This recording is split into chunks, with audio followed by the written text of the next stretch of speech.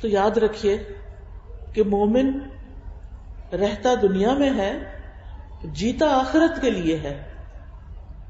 ابن عباس کہتے ہیں اللہ نے دنیا کو 3 اجزاء میں تقسیم کیا ہے، ایک حصہ مومن کے لیے، ایک حصہ منافق کے لیے، ایک حصہ کافر کے لیے ہے. مومن دنیا سے آخرت کے لیے زاد راہ یعنی سامان اکٹھا کرتا ہے. مومن دنیا میں آتا ہے، وہ چیزیں اکٹھی کر رہا ہے، عمل اکٹھے کر رہا ہے، کس لیے؟ آگے کے لیے.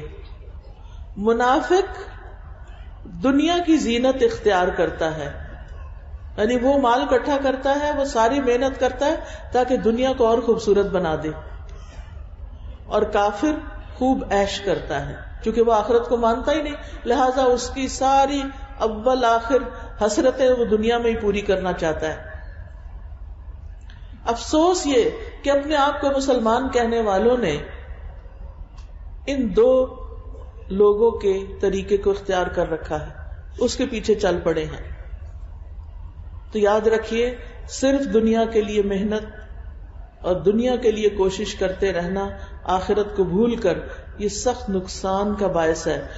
سورۃ الکہف میں اللہ تعالیٰ فرماتے ہیں قُلْ هَلْ نُنَبِّئُكُمْ بِالْأَخْسَرِينَ أَعْمَالًا الَّذِينَ ضَلَّ سَعْيُهُمْ فِي الْحَيَاةِ الدُّنْيَا وَهُمْ يَحْسَبُونَ أَنَّهُمْ يُحْسِنُونَ صُنْعًا أُولَئِكَ الَّذِينَ كَفَرُوا بِآيَاتِ رَبِّهِمْ وَلِقَائِهِ فَحَبِطَتْ أَعْمَالُهُمْ فَلَا نُقِيمُ لَهُمْ يَوْمَ الْقِيَامَةِ وَزْنًا. تو دنیا کی زندگی جو ہے وہ کیا ہے؟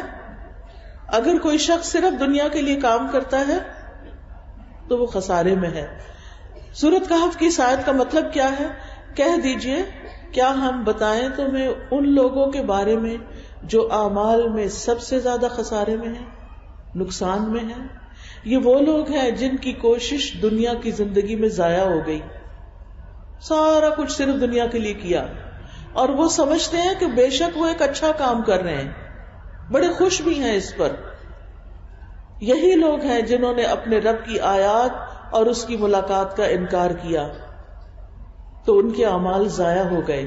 دنیا کے لیے کیا تھا وہ دنیا میں ہی رہ گئے، جتنا مال اکٹھا کیا قبر میں تو لے جا نہیں سکے، دنیا میں ہی چھوڑ کے آئے، پیچھے بچوں نے سارا تقسیم کر لیا، اوروں نے فائدہ اٹھایا، اللہ کی راہ میں کچھ دیا ہی نہیں تھا، کوئی صدقہ کرتا ہی نہیں تھا، سب کچھ دنیا کے لیے رکھا ہوا تھا، شاید ہمیشہ رہنا ہے یہاں.